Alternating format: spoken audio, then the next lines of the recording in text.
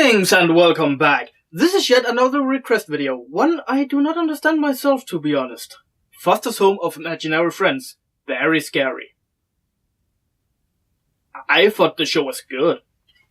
If you haven't seen it before, Foster's Home of Imaginary Friends is a show about a boy and his, well, imaginary friend by the name of Blue. An actually bland person in looks, but his personality is golden for a sitcom, which the show is categorized as. Foster's Home of Imaginary Friends was created by Craig McCracken, known for his work on the Powerpuff Girls and Wander Over Yonder. And the show even had Lauren Faustin to write some of the episodes. Speaking of Lauren, Frankie, one of the main characters, is actually based on her. Just like Scary Godmother is based on the author, well, this one does a better job, I guess.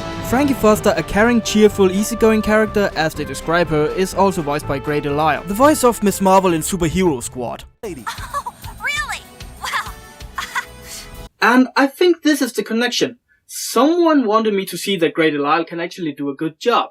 But that wasn't necessary, I already knew that.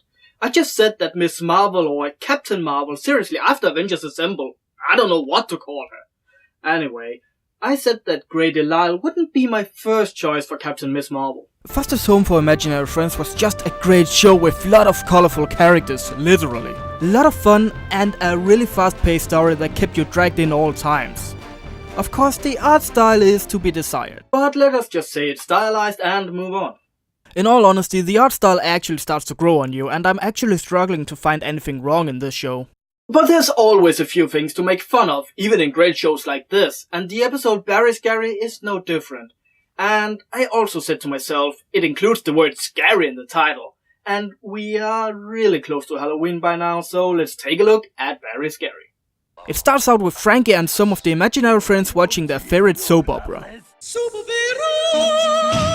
No, not soap. Believe me, I'm done with soap opera. That was a mistake. While they are about to watch what we can presume is the big romantic moment, one of our main characters, Blurry-Guard Q Kazoo, interrupts the big scene.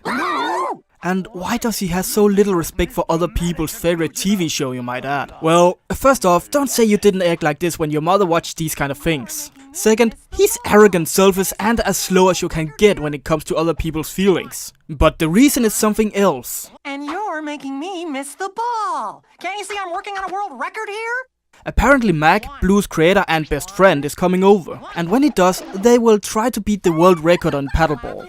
But Blue is terrible. How can they possibly expect to win? Max the paddler, I'm the counter. Points to you, Blue. That was funny. Now let's see the scoreboard. Blue 1, Angrynator 0. In everything. But not before long, the doorbell chimes and of course Frankie has to open the door. You're not getting paid to not open doors. Even though it's a terrible thing and it's so difficult to do. Not. Frankie conjures up the power to remove her eyes from the television and opens the door. I'm Barry. And here's our antagonist for the movie, Larry. Or was that Harry? Do I feel lucky? Well, do you, punk? Oh, I know, Cherry. Anyway, this new imaginary friend seems so friendly and sweet, you know, like Barry's. And like many sweet and innocent females, they of course falls for the bad boy. In this case, Blue.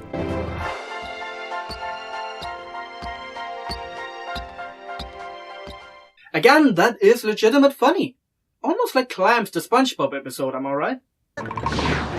There you are, you stinking bilge rats! Frankie shows Sharon around. That would be very nice. Oh yeah, I forgot to tell you that Larry apparently mixes Very and Barry for some strange reason. One of the not so great jokes in the episode. They arrive at the food hall where we of course see Blue acting like a jerk. I gotta make sure I get optimal nutrition. Keep my stamina up. Yeah, because we all know that chocolate cake is nutritious as balls. Or was it a pie? Or a corn dog? Oh, I'll be your carbo. Man, this guy can eat.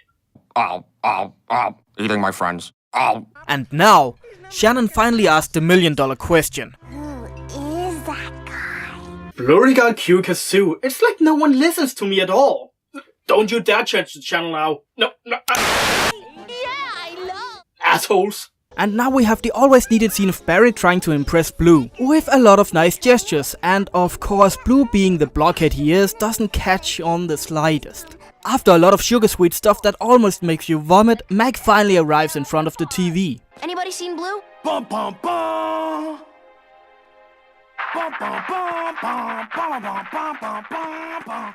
Again, that is legitimate funny. Not only do they make fun of soap opera's usual twist of the brother, evil twin, father, etc. coming back to stir things up, they also make the joke that the music is coming from inside the room. Yes, ma'am, we tracked the music. It's coming from inside your house. We then cut to Mary giving Blue the most flattering and also creepiest gift yet. This is Mac. And this is macaroni. And about now, we see how much of a jerk Blue is. Yeah, why don't you just put that over there with the other stuff? And like the rest of us, Blue can't remember Larry's name. Oh wait, I remember. It's Jerry, right? Meanwhile, Blandy is almost at a mental crackdown. We see that the soap opera on the TV is almost accurate to the actual soap happening in the house. Oh, if he thinks he can drive a wedge between us, he's got another thing coming. I mean, that is some clever writing. Telling one whole story out of two completely separate ones. That is some interesting angles and directing, I might say. And after failing the paddleball challenge, Take the Dirty Bubble Challenge. they now try to find a book about how to beat world records. And of course, without showing too much, you can easily predict that all of these challenges is getting sabotaged by Gary. And like any normal person would, Mag is catching on. But I'm starting to get the feeling maybe you don't want me around. Later that day, I think we have a psycho scene. I mean, it's extremely subtle if it is one at all. Oh, hey, Jerry. Yeah, maybe it's just me. And we are finally at the scene where Perry manipulates Blue into thinking that it was indeed Mag that sabotaged the whole thing. Me? Me. Is it me? Oh my god, he's self-aware. Call the ambulance. So the next day when Mag arrives, Blue tells him that he is in the way of the record. We can still do it together, just without you. Wow. Blunt. And when they finally gets to the brainstorming process, we all except Blue realizes that Carrie's ideas are terrible. Ooh, what about the cutest smile in the world? Meanwhile, they are thinking hard. We see that Frankie and the imaginary friends are watching from the sidelines. They are pretty cute together. I guess you can say there's nothing good on television. Nothing. We cut to Mag returning to his house where his older brother Francis is also watching the soap The Loved and the Loveless. Oh, I was, channel stuck. By the way, that is Tara Strong voicing Francis. I know, hard to imagine, right? Meanwhile, Mag is thinking hard whether Blue is worth it or not. Derry makes the world's largest rubber ball, which only needs one to be complete. What a quanky thing, am I right? And just as they are about to put the last rubber band on, Mag comes in and sabotages everything. She was right about Mag, huh? Who would have thought? And now Blue and Mag makes a giant rubber ball together, entrapping Barry in the process. And of course, due to the pressure and whatnot, Barry finally snaps. It's not fair! It's not fair! I'm the sweetest girl in the world! And we end with an interesting joke, I might say. I know! A giant rubber band ball. Why didn't we think of that? Yeah, how did Larry come up with such an idea? Oh, sorry. Like always, I have a ton of fun watching Foster's Home of Imaginary Friends. There's a lot of creativity in these episodes and a lot of soul is put into them. They are just amazing, of course not flawless at all. There's bloopers here and there. Blue can be a little too ignorant and too much of a jerk sometimes. But that's what the other characters are for, to even out his self-esteem with something different. I must admit, it is a bit sad that Frankie, Eduardo, Wilt and Coco doesn't play a bigger role. But then again, that is so the relationship between Blue and Barry, and yes, that almost ships itself, can get some more build-up. The records they try to break is actually legit what kids would attempt. It doesn't require some insane skills, nor something dangerous, only a lot of housekeep appliances and determination. I have to admit though, a lot of times you sort of feel sorry for Barry. I mean, talk about one-sided blind love. But at the end, it's revealed she's a maniac, so good I guess. In honesty, I feel like they could have gone a bit easy on her, but who am I to judge? I'm the Angrynator, terminating bad movies for your entertainment.